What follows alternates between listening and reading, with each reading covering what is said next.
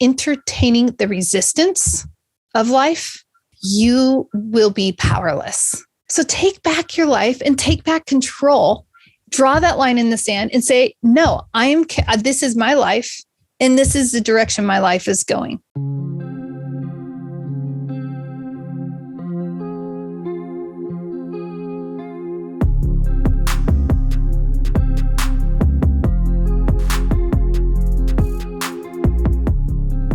Welcome to the Conscious Investor.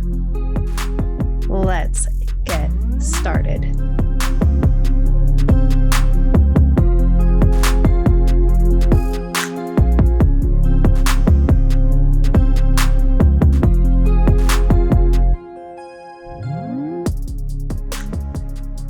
Welcome back, Conscious Investors. I have more stories from Mount Elbert for you today and how they will actually shift things in your life in powerful, powerful ways. But before I dive into how to put an end to resistance, I got some fire for you today. But before I get into that, I want to invite you, if you are enjoying the podcast, you have a way where you can contribute and it will cost you $0.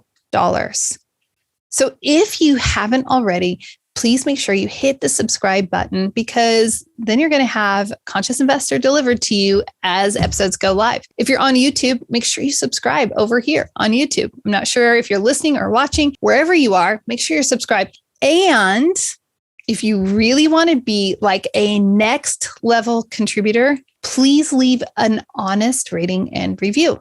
Believe it or not, I mean, you can believe me, I am a podcaster, and these things actually change things in a tremendous way. And it allows me to invite a whole different type of guest onto the show because they want to be on the show and they want to share and they want to support you. So please make sure that you are hitting that subscribe button, that you are leaving an honest rating and review so that others can find and discover this podcast and lead activated and empowered lives. All right, let's put that aside for a moment and let's talk about resistance. Now, a lot of times we think about one way to think about resistance, right? Just so we have a baseline that we're all talking about here. And that is a rubber band. Now, I was trying to think, do I have a rubber band in my drawer? I don't. I'm looking inside my desk drawer, no rubber bands. But if we were to pull, a lot of you are working out at gyms right now and are using resistance bands. And so in addition, or in lieu of lifting free weights or something, you might actually be using resistance bands to use your own body weight and tension. So I'm really going a long way to say, think about a rubber band and pulling the rubber band. If it's a tight rubber band, it faces resistance and it just doesn't want to pull apart anymore. It's exhausting. Resistance is so exhausting. You want to know some micro ways that you probably experience resistance in your life right now? If you are a homeowner, you may face the resistance of your lawn. My goodness, we have, an acre and a half of lawn. We have a tractor sprinkler. Let me tell you, I'm sure that my husband would say he faces a level of resistance because it's something that's constantly pushing and causing friction in his life, because that, tractor sprinkler, the hose has to get pulled and it has to be out just so. Then there's the whole mowing of the lawn. My son does like earning money doing that. We face that resistance of some friction constantly coming into our life by having to take out the trash. Think about the handheld computers. Yeah, these things, if you're looking, the phones. Yep, that's what mine looks like on my phone. If you want to see over on YouTube, showing the screenshot on my phone. We face resistance by carrying around these handheld computers that creates this resistance in our relationships because maybe we're not as present with the people that we love most. Maybe I have a friend that was explaining that he's on a project and kicking butt at a project, and then they move him on to another project. And it's frustrating, created some resistance for him because he wanted to see it through across the finish line and now kind of robbed and denied. Or you could be like another friend of mine who's also crushing it at her job in the energy sector, and they're putting extra weight and extra pressure on her because you're doing so great. You got to like teach the world how to be just like you. we can face resistance in so many different ways. I faced an interesting resistance as I was hiking up Mount Elbert with my friend Monica somewhat recently at this point. And if you haven't heard, some of these mindset episodes recently have definitely all kind of revolving around. There were so many huge takeaways on that hike. And I'm a firm believer, as I've mentioned in previous episodes, that if you are robbing yourself, if you are not pushing yourself physically to points of where you just might want to, you want to quit and it hurts and you're suffering. If you're not pushing yourself to those points, you are missing out on like powerful life transformation. Now, we've heard the expression, we're going to go back to resistance. I'm off my soapbox on that. Back over to resistance here. We've all heard the expression Karen, right? There are Karens in the world. It's kind of a trendy thing. And maybe you have or have not heard of Chads. So Chads are like the male version of Karen. And as we were hiking Mount Elbert, we were no more than 50 yards into our hike. And we came across our first, I'm just going to call him Chad. He wasn't really trying to be a Chad, but he was, it's kind of like that Arc'teryx wearing, definitely looks the part of Mr. Outdoorsy and all of that. And he's like, oh, are you guys are you just checking out the trail? Oh, no, we're heading up. Oh, well, I'm just checking out the trail. I'm going to be leaving at 5 a.m. tomorrow morning. I just wanted to get a little preview of what this trail was like. Okay, Chad. I mean, the subtext was very clear. And then he went on to express some concern over, the safety of us leaving. So I think we left for we left the trailhead at 9:50 in the morning. And it's fine. I have a lot of outdoor experience. Monica and I are fit. We're fine. We're going to be fine going up. And yeah, we're going to have a early afternoon summit. And we understand the complications that may or may not invite into our life. So we just kind of smiled and nodded and said, well, have a good hike tomorrow. We're going up there today. And we continue along the trail. And the further we progress on the trail, the more people were coming down from the summit, because they were the 5 a.m. early birds. And the further we got up the trail, particularly after we crossed the tree line, and it's something that happened, like seriously, we crossed the tree line at 10,000 feet and more people are passing down. And this criticism kept coming up. And it was a criticism laced and packaged in concern. And I know that's probably also the altitude getting to me and maybe being a little more defensive than I should.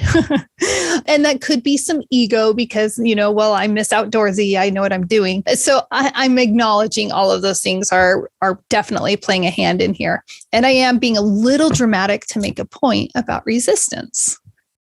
And at some point, we continually pass people and, oh, you're just heading up. And that was like a continual response, not, hey, good job. The weather's great. You're going to get this. No problem. The summit looks great. You have not that. It was, oh, you're just heading up. Oh, I don't know that you should do that. Afternoon thunderstorms. Okay. So we would just kind of politely say, yep, we're keeping our eye on the clouds. We're keeping our eye on the weather. Yep. We feel comfortable. We know to make smart choices. We understand when to turn around. And then something happened as I was, hiking along and I'm out of breath. And especially I've mentioned it before that, like once I think I reached, 12, 13,000 feet, I was really feeling the elevation, the altitude. And in doing that and in passing all these people, I started to get really discouraged. I started to doubt myself. I started to wonder if these Chads and Karens actually were more informed than I was. And then I kind of pulled a Three Stooges. You guys remember those guys, right? And they'd kind of do those knucklehead, kind of slapstick comedy, slap each other. I kind of had to do that to myself. And I said, wait a second.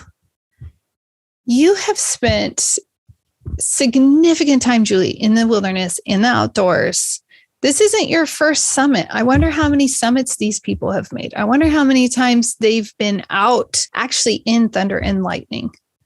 I wonder if they've slept on a summit where you look at your feet and it looks like it's going to drop off. I wonder if they've had to figure out how to use the restroom on a summit that is a jagged cliff with not much, and you're up there for hours on end because you're backpacking and you're staying the night there, right? You start thinking about other people's experiences and you start thinking about your own experience. And this is where I bet even you are selling yourself short. You see, your experiences are powerful. And what I realized is that I know my past, I know my experiences, and I can trust that those past experiences, they are qualifying me, even if by a margin, they are qualifying me for being able to go and hike and summit whatever peak I want to summit. Those past experiences prepare you for now, right now, here and now. So in my mind, I realized, wow, Chad and Karen, my past experiences, I know what they are. I'm confident in my past experiences. I've seen bears. I've been around all sorts of things. I've been crossing a peak because we had no other option in an electrical storm. Boy, I'll tell you, we crossed that one really fast. So I've had these experiences that have tempered me in a different way, and I could trust those. And we don't need to listen to the Chads and the Karens. This goes in our personal life, and it goes in our business life, and this goes in every part of our life. People don't know what our past is. And so to those people that I was passing by, I jokingly, it's true. I looked at my friend Monica at one point. I said, we must just look like way too cute to be out here on a trail. We apparently don't look enough the part that they're concerned. They don't think that we have this level of experience. They must be judging on the outside or something like that, right? Because we both have so much experience. So at one point, I put an end to resistance. Now, I'm not suggesting you go about it in the same way that I did. And if you're watching on YouTube, I am really trying to not look in the camera. Boy, it was not my shiniest moment, but I learned something from this. And I passed by this lady, and Monica, Monica's maybe like 10 yards ahead of me, maybe, I don't know. She's a little ways ahead. And so I can hear, and we're roughly like 13,000 feet, maybe a little higher than that. And this lady comes, she stops to actually let us go by, which is really cool. And then she says to Monica, like, oh, are you going to summit? That really doesn't seem very safe. And she was really expressing concern, but again, not concern and care so much as criticism and conjecture. So I come up and she starts to say the same thing. Are you really going to summit? And I was doing I'm not stopping. I'm not quitting. I can go slow as a sloth. I can do that, but I am going to continue to put one foot in front of the other. And as I did that, I just said, maybe we'll just hang out on top of that summit until the lightning comes. I mean, heck, maybe we just want to get struck by lightning. and I said a little bit more than that. I'll leave it to your imagination. And it proved a point. And I just simply kept walking because I was really done with these people talking like that. And maybe you're feeling that same way where you're like, I'm just done with people. They're what I call the peanut gallery of life. They don't have a vested interest. They have nothing to gain or lose if I'm successful. They just simply want to voice and articulate their opinion. They want to write the narrative of my life, and they're not even living it. I am actually like a character in their story, and they want to write out my story. Heck no. So maybe you need to make that exact same choice to say, no, I write the story of my life. The moment I did that, this is the craziest thing. And this is the whole reason I am bringing this up to you in this podcast, in this elongated story format. And that is that the moment that I drew a line in the sand and spoke in very uneloquent ways, very juvenile ways to the Karen on the trail, from that moment on, not a single moment longer, not a single person passed by that wasn't encouraging. Complete opposite. Complete, total different person passing by us from that point on. They could not overhear us because of the way the wind patterns were and such. And where people were, there was no way they overheard what I said to Karen on the trail. But me saying, I'm done with this. No one's talking to me like this. Nobody's going to tell me that I can or cannot do X, Y, or Z. I am writing the story of my life. The moment I made that decision, everything shifted.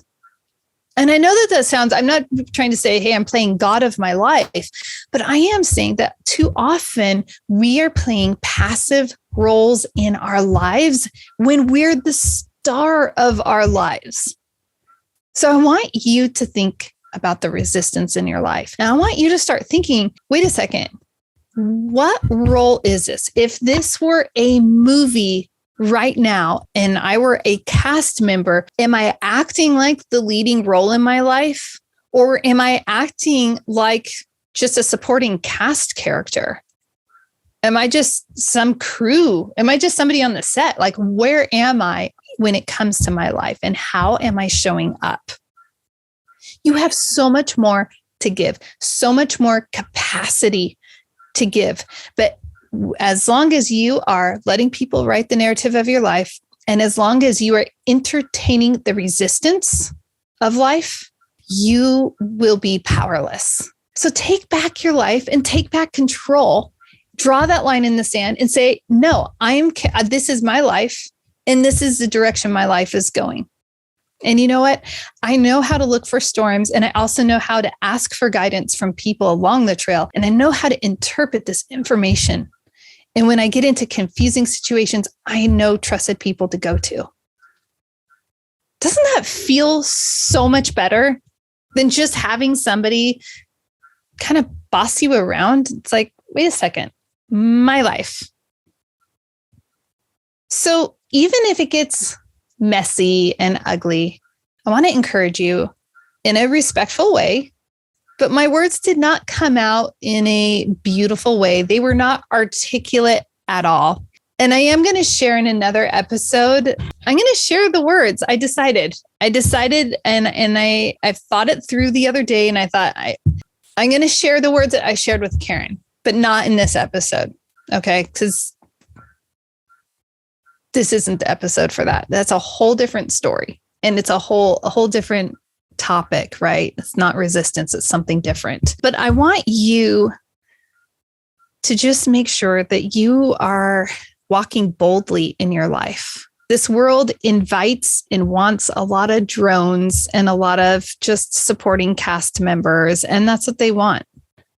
It's easy to play that role. And you know what? You're going to stand out the more you decide to play the star role in your own life. Doesn't it sound weird that so many of us aren't doing that? So many people aren't. The moment you decide to do that, you will stand out from the rest of the people around you, because people aren't used to people playing the lead role of their own lives. And people are used to having a little level of power and influence over others. Okay. It reminds me a lot of the Truman Show with Jim Carrey from long ago. And maybe for a lot of you listening, that's going to bring back. If you haven't watched that movie, I highly recommend you go and watch it, just if only to really solidify this concept of what's the role in your life. Are you just in this bubble world that is being directed by all these other people, manipulated and controlled by others? You're just kind of getting pushed and herded along? Heck no, that's not the life you were intended to lead. You have a powerful contribution deep within you, and it is time to activate that. And it is time to share that with the world. It is time to stand out. And golly, how gorgeous would this world be if we were all activating that inner potential and just shining bright? Because guess what? There isn't a limitation on how many beautiful stars there can be in the world. And if you doubt me on that, just look up, go to the mountains, go to the ocean where you're away from any city lights and look up at a beautiful night sky. The more stars there are, the more glorious it is. It just is heavenly. So imagine how beautiful the world could be if more people were being the stars of their life. All right, that's what I have for you. If you need support in learning how to activate your utmost potential, please make sure that you reach out to me. I've mentioned before, we're launching that women's group coaching session. I'll run a high performance group coaching session. My friend Sarah is running a conscious parenting session, and you're going to have women will have access also to the main group coaching sessions, the book club, as well as over 18 hours of amazing trainings and training opportunities available. So I just want to encourage you. And if you're not a lady, but you're like, geez, Julie, I want to put it into this resistance in my life. I want to stop playing, being carted around in my own life. Don't worry. I've got your back too. So I have a limited number of one-on-one spaces available. I usually reserve it for 5, and that's that. So, reach out, see if I have space available, and we'll see if that's a fit. Now, finally, I am going to be saying this reminder a lot over the next few episodes because I don't want you to forget. I want this to be top of mind. If you're looking to invest in apartments, do not wait until December to do that. You're like, oh, wait, don't wait until December. We don't know that we'll have an opportunity in December. Now, last December, I did. And golly, that opportunity, it closed in March, and we're already outperforming our projections. It's absolutely such an amazing opportunity. However, I can't guarantee I'm going to have something. I don't like having December deals. I don't want to spend my Christmas vacation in that way. And so I want you to just really be thinking, if we haven't had a conversation, make sure that you reach out to me now so that you are in the pipeline, at least in the know, just like we're talking about right here. Now you get to call the shots, right? Instead of, oh, I have to sit on the sidelines. Julie launched a deal, but I can't participate in it because XYZ. Nah, you get to be in control of your life because you've had that phone call and now you have that opportunity. Okay. And that's all of life. If you're not going to take action, you're not going to have opportunity. So make sure you are driving the ship of your life. Guys, you're awesome. I'm so excited about where life is going to take you. I'd love to hear what you gain from this. So make sure I'm supposed to have 1 call to action. I have like 500. Sorry, guys. So, leave an honest rating and review. Share this podcast with someone else that it's going to empower. All right. Until next time, live big, love bigger. Are you enjoying this episode? Where would your life be without content like this? Help spread the word by sharing on your social platforms. And please tag me, Happy Julie Holly.